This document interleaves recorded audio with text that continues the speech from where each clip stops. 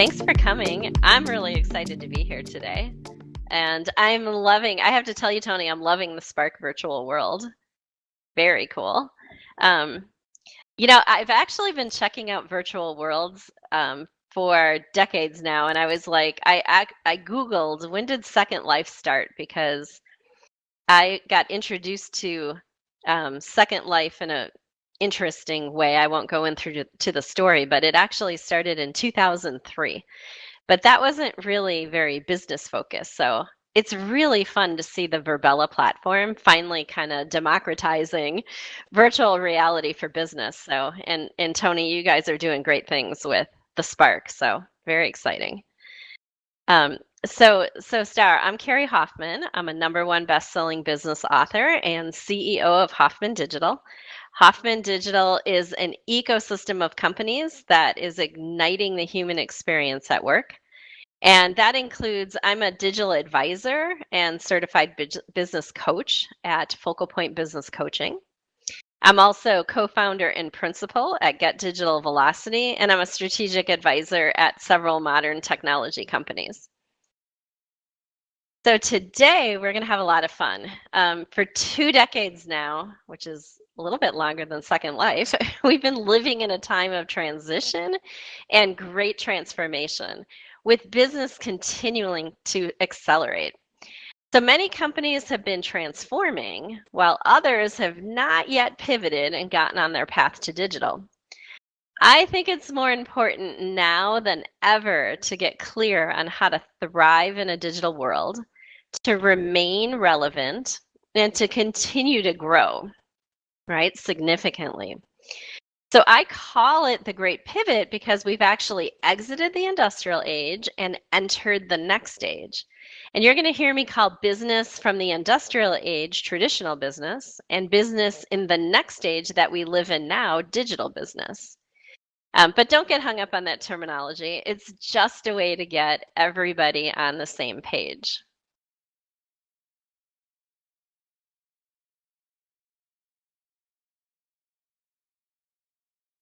Okay, so we actually have a lot to cover, so you may feel the accelerating pace in this session, but don't worry, this is being recorded. So here's what we're going to do. First, I'm going to teach some concepts, which includes taking a journey through evolutionary transitions, exploring why adopting a digitally expanded mindset is necessary to remove the mental models and obstacles we have. And you're going to learn about the digital flow framework to accelerate our learning on the differences between traditional business and digital business. Then I'm going to introduce some tools so we can all take action. So you guys, please feel free to interact and ask questions. You can raise your hand, you can ask out loud. Either way is fine with me. And I think I'm gonna keep everybody not muted so you can freely talk. But if you happen to find yourself on mute, just hold down the 1 key and you'll be able to speak. All right, so we'll also have time for questions in the end as well. So let's get started on the first area, the first kind of concept, and that is exploring evolutionary transitions, because I think this gives us some context to what's really happening today.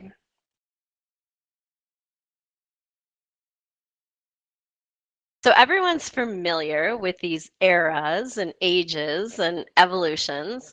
What's interesting is every time that we move from one age to the next, there are 3 similar characteristics. First, there's always a trigger at the start of an age. Next, the way work is conducted in each age is completely different.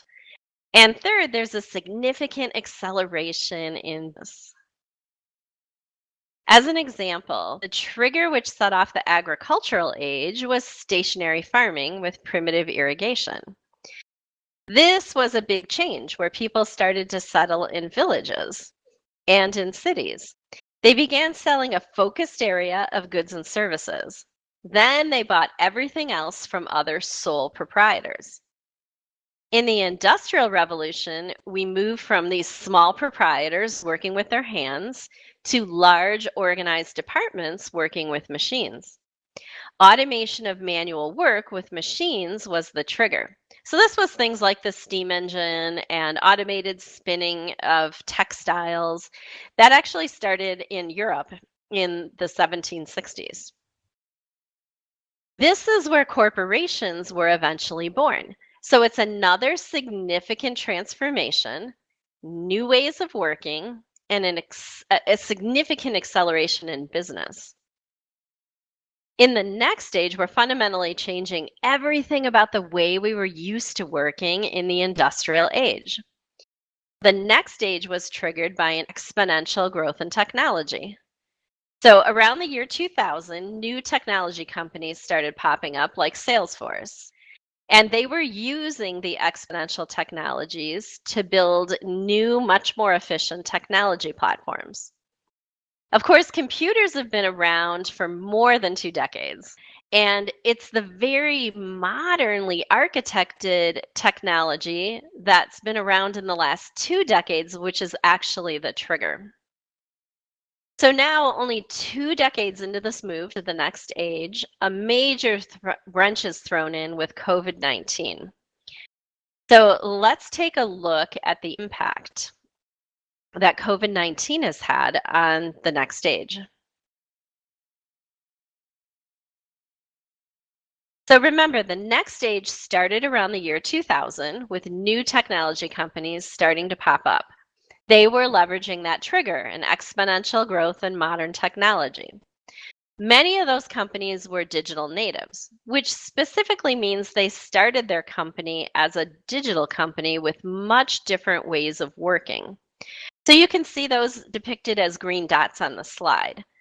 So you guys know some of these digital natives, I'm sure you do, right? Like Salesforce, Zoom, Uber, Lyft. All of these are digital natives. Well, 2007 is the year exponential technology became mainstream. Digital natives started to accelerate significantly. This is also when traditional companies from the industrial age started to adopt a digital way of doing business. And while some traditional companies were transforming, other traditional companies were being disrupted by digital natives and disappearing altogether.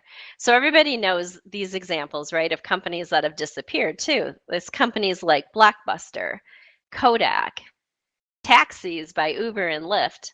The Kodak story is kind of interesting because a lot of people don't realize that Kodak developed the technology for digital cameras. But because it would cannibalize their film business, they didn't really push the technology.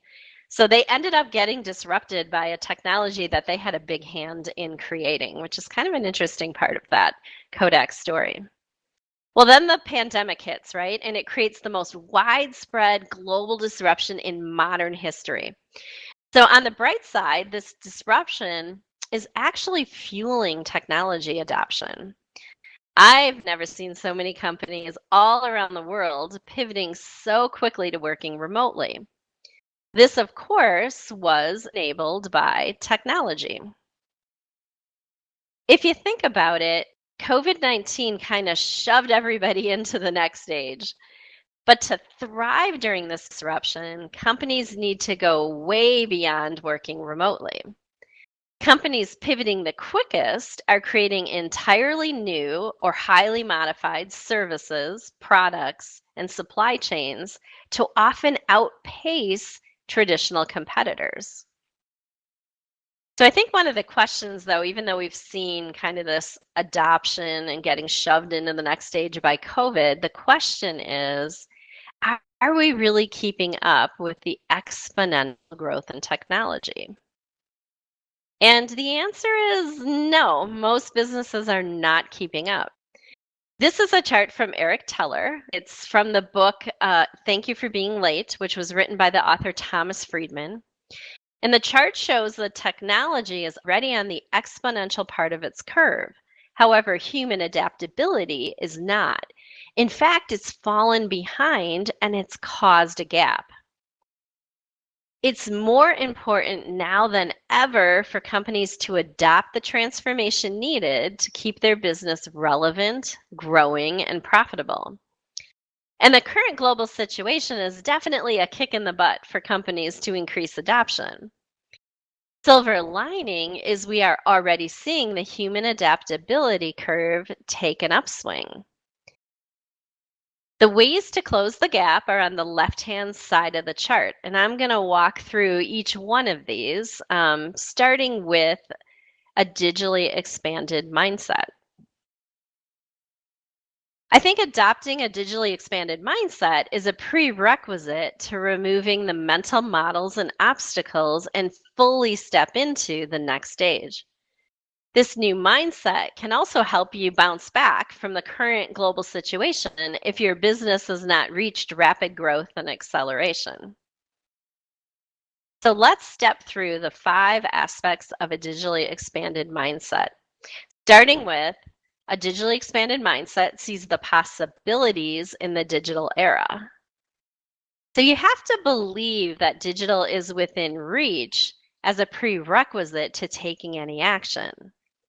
This should permeate throughout your behaviors and attitudes.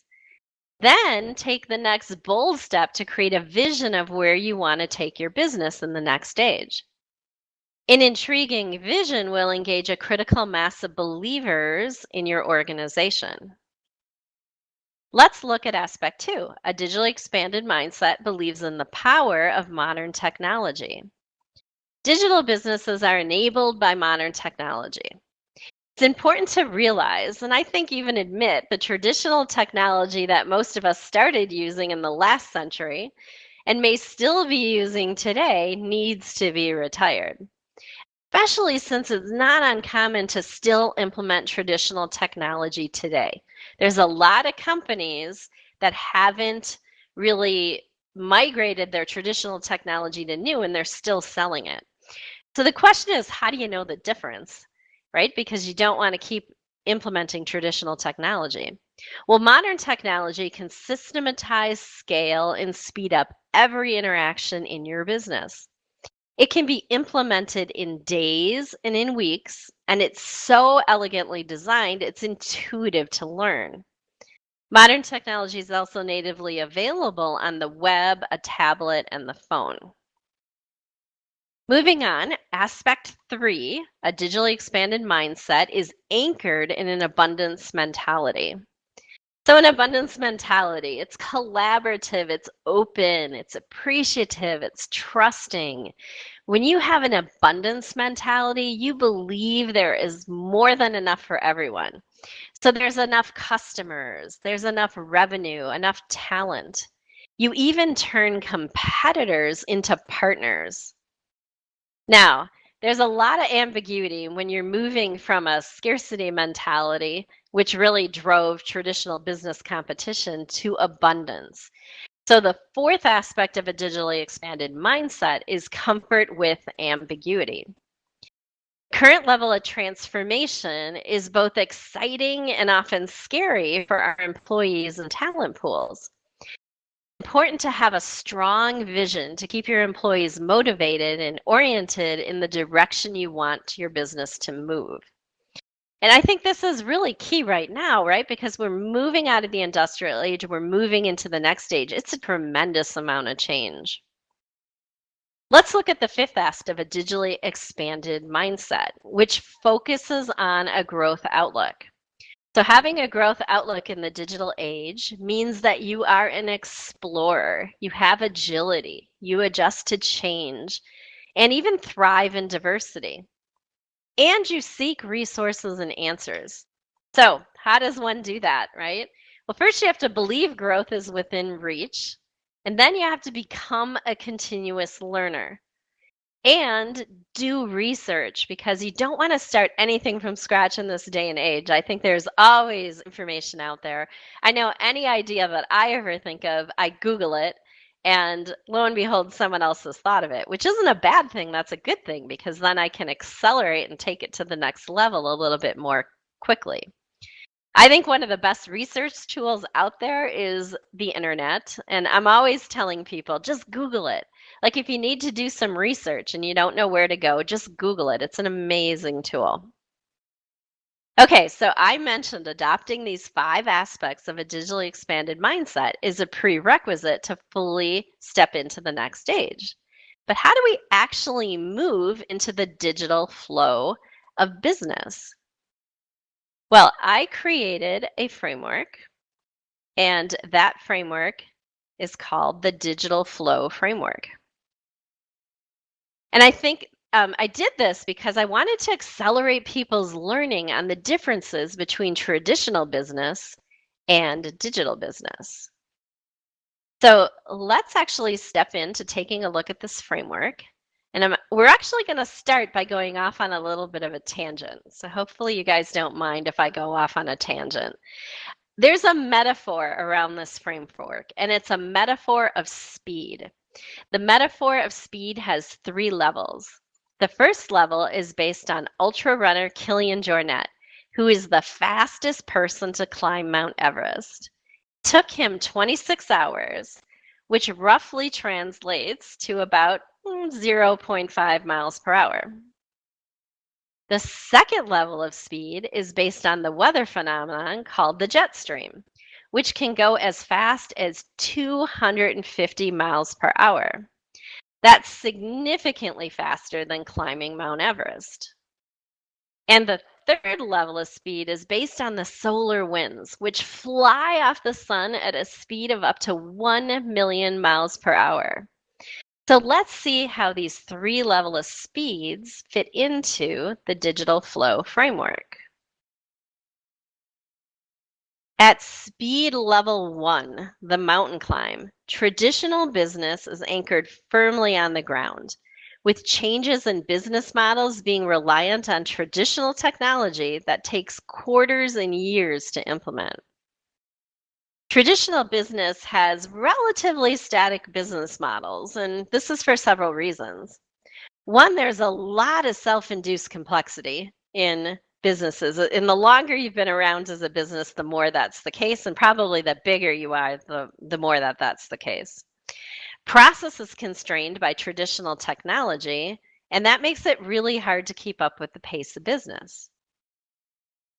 At speed level 2, digital business today is sitting in the jet stream with an ability to test and change business models in short periods of time and implement changes to products and services in weeks and even days when exponential technology is fully developed.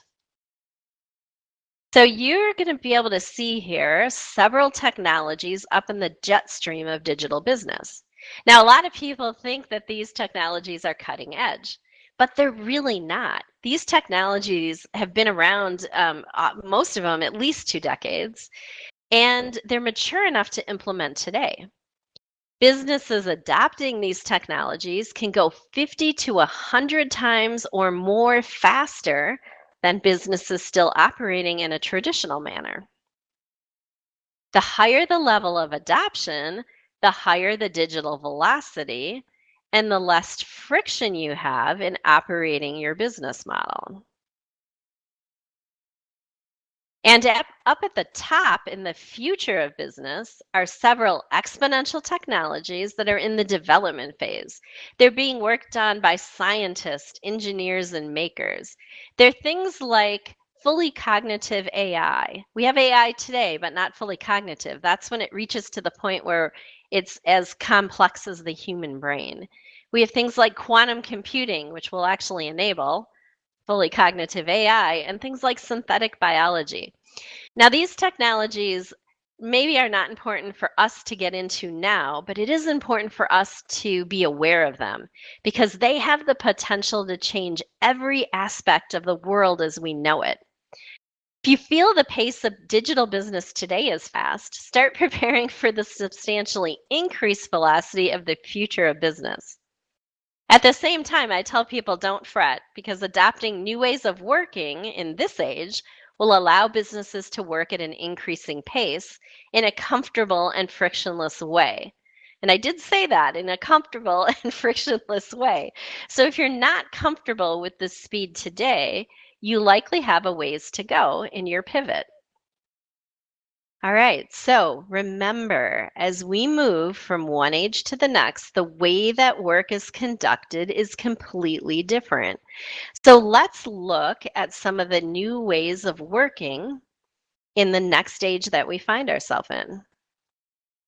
First, it's necessary for companies to unlock and start practicing extreme customer centricity. This means that everyone in your company has a touch point with the customer, understands the customer's issues deeply, and can anticipate customer needs. A fully digital business can then respond quickly to solve the issues, even if it means changing your products, your services, and your business model. Company and the customer obtain a really high level of partnership, and the customer actually feels like they're part of the company, like they can influence things within the company. Fully unlock extreme customer centricity requires three keys to achieving digital velocity. First key is around talent. There's an abundance of talent out there when alternate sources of talent are utilized. This can include things like crowdsourcing, freelancing, deep partnerships with suppliers, universities, and even partnerships with your customer and your competitors. And that's really different than the industrial age. I think it's also important to augment your talent with things like artificial intelligence. I'm a big believer that artificial intelligence purpose is not to take jobs away. The purpose of artificial intelligence is to augment the more mundane things that we do to free us up to work in a more digital way. And that brings us to the second key, which is digital operations. Digital businesses have very agile and flexible operations. They're often organized primarily around customer micro segments, and they work in small cross-functional teams. That's as opposed to working in functional department silos. Okay, so I'm going to pause on that thought for a minute because if you're a small business, you're just naturally a small cross-functional team, right? And so you have the opportunity all the time to have a touch point with the customer. You just have to make sure that you're doing that and you're thinking about how can you solve your customers' issues. If you're a large company, even companies with tens of thousands of employees, it's still important to start switching to these cross-functional teams. And this is where customer microsegmentation comes in because you have to, if you've got small cross-functional teams, they can only focus on a micro segment of the customer.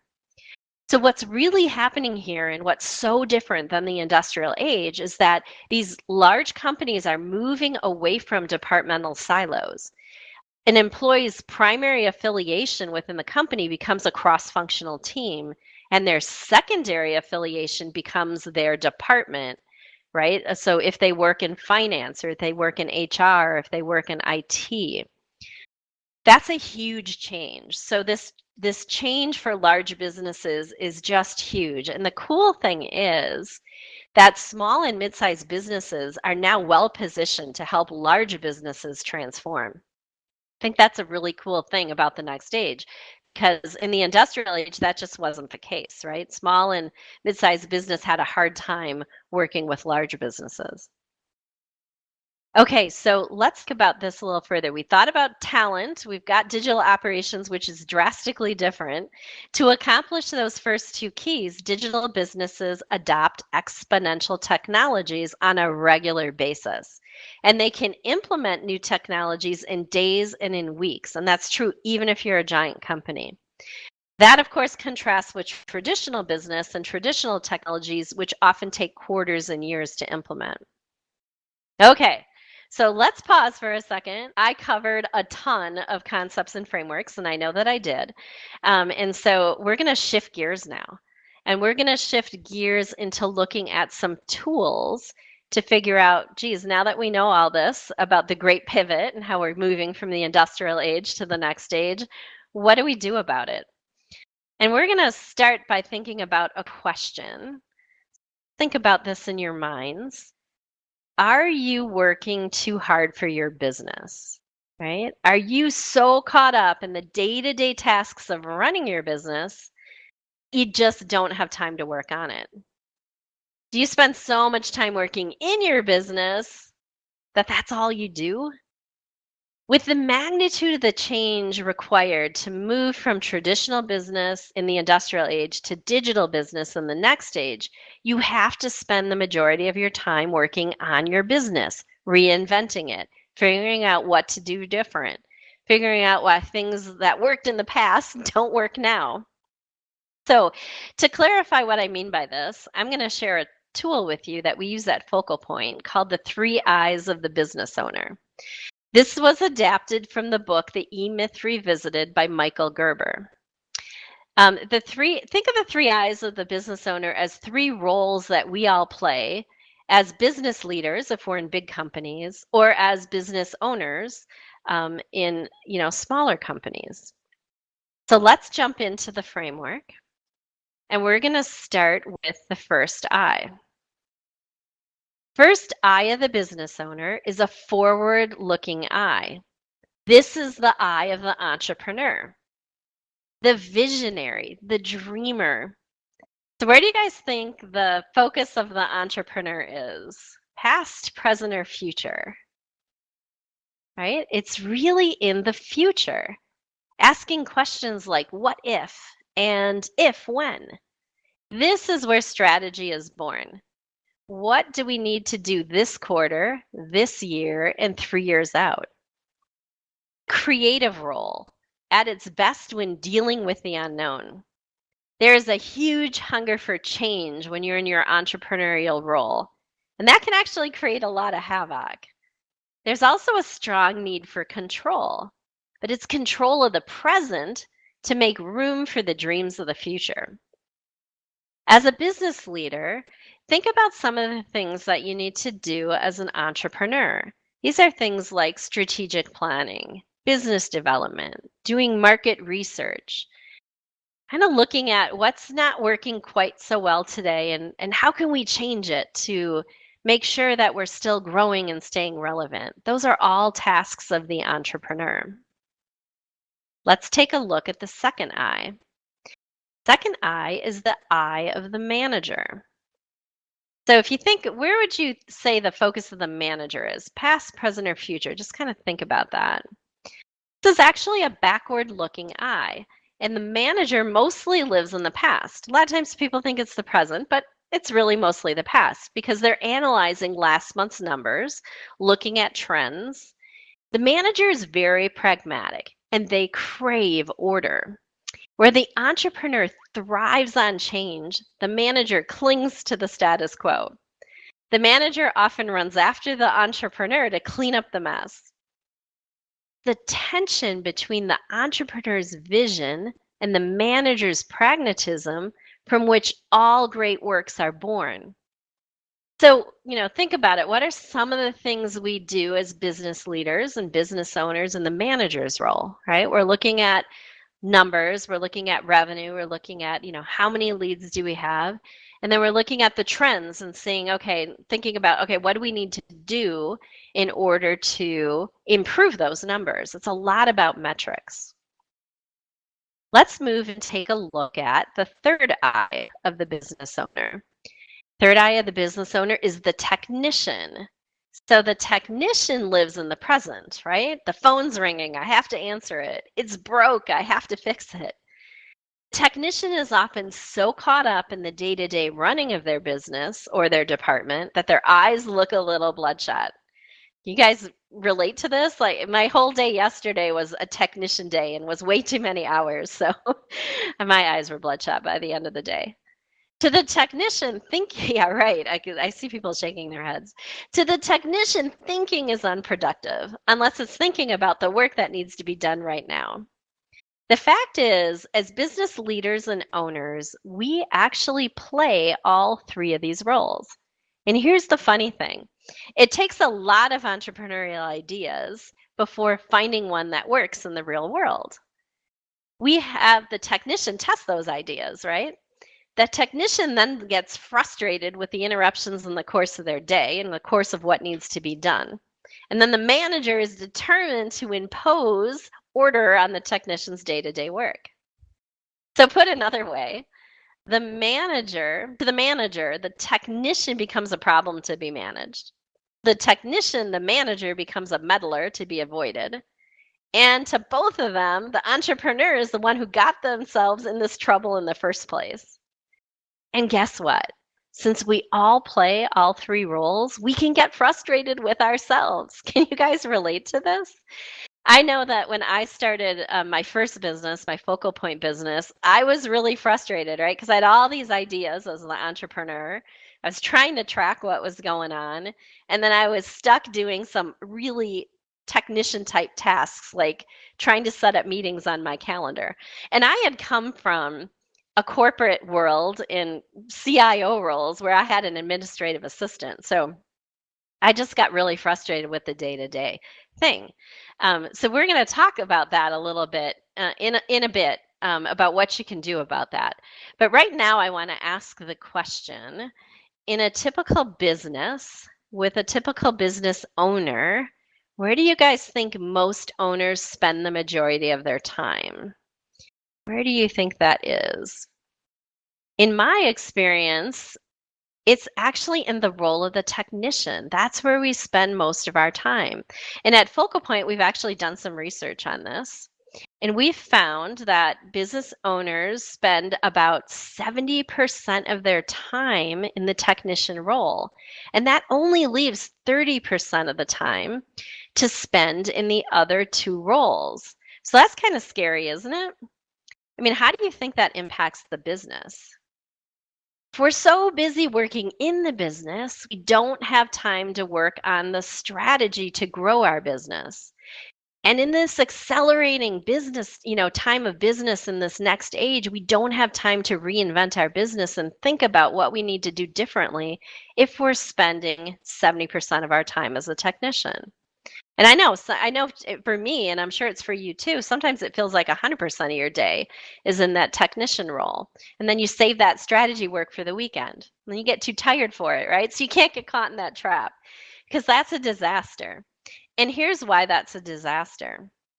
What we've found at Focal Point, when you look at the future growth of your company, is that 80% of a company's growth comes from the work in the top two roles. 65% from the entrepreneur. In this fast-paced world, you have to be thinking about reinventing your business. 15% of the growth comes from the work of the manager, right? Because they're looking at the trends and they're also looking at how to react to those trends. So they're working in the past and a bit in the future. And only 20% of a company's growth comes from the work of the technician. So we're kind of in a trap if we're spending so much time as a technician, but we need to flip that and spend that same amount of time as an entrepreneur, right? So the question is, how do we shift? How do we make the shift from spending time as a technician to spending time as an entrepreneur? Well, I think it's useful to think about a mental model on this. So think about how much a technician makes per hour. How much money does a technician make per hour? Think about things like customer service reps, administrative assistants. Let's just call that $15 an hour. Then think about how much does a business owner make or want to make, right? $100 an hour. If you want to make $1 million a year as an entrepreneur, what does that translate back to in an hourly rate? You can get your calculators out and figure it out, but it's actually $500 an hour. Okay. So how do you use this kind of mental model then? Well, technician is making $15 an hour. You ask yourself this question. And I'll go back to my story of when I started my business. I was spending a lot of time setting up meetings, right? Looking at, when am I available on my calendar? Sending options out to the person, having them pick one. Maybe none of those worked, right? It's an administrative assistant task, probably $15 an hour. So I'm looking to make $100 an hour, $500 an hour. Would I pay someone, $100 an hour to do setting up calendar invites? No, I wouldn't. I would never pay someone $100 an hour to do that. So you have to think of ways to stop doing the things that you wouldn't pay someone what you want to make to do them. So what did I do in this example? I found a calendar assistant. It's really based on artificial intelligence and it connects to my calendar. So it automatically knows when I have a meeting and when I don't. I send a calendar link. That's all I have to do. Send a calendar link. The person goes in, clicks on the link, sees all my available time, picks a time, and an appointment goes on both of our calendars. It was like, awesome, right? It really helped me when I was frustrated at the beginning of my business. So just, step back and think about this and kind of use that mental model. When you're working throughout your day, ask yourself the question, these things that I'm working on, would I pay someone $100 an hour or $500 an hour to do it? And if not, find a way to delegate it. And a lot of people tell me, well, I'm a solo entrepreneur. I don't have anybody else to delegate to. Well, you do, because you can delegate to automation. You can delegate to platforms that have artificial intelligence built in. So I want to leave you guys with this final thought. If you are working in your business, as opposed to working on your business, flip where you're spending your time to the entrepreneurial role. This is where your work on pivoting, you're going to work on pivoting to remain relevant and grow your business in this next age that we find ourselves in. All right, so I'm going to now open it up for questions and see if you guys have any questions. And you can either, raise your hand or put it in chat, either way. I'm going to make sure everyone's unmuted. Yep, everyone's unmuted. Any questions that you guys have?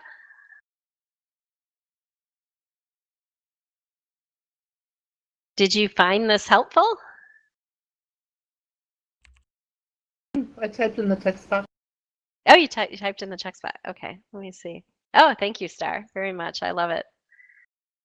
So Melinda said, I love the way you shared all of the roles in the eyes of the business owner. And thank you, Star, for saying it's an awesome presentation. Well, I really appreciate everybody that was here today. Thank you for coming. If you want to reach out to me, you can reach out to me on hoffmandigital.com.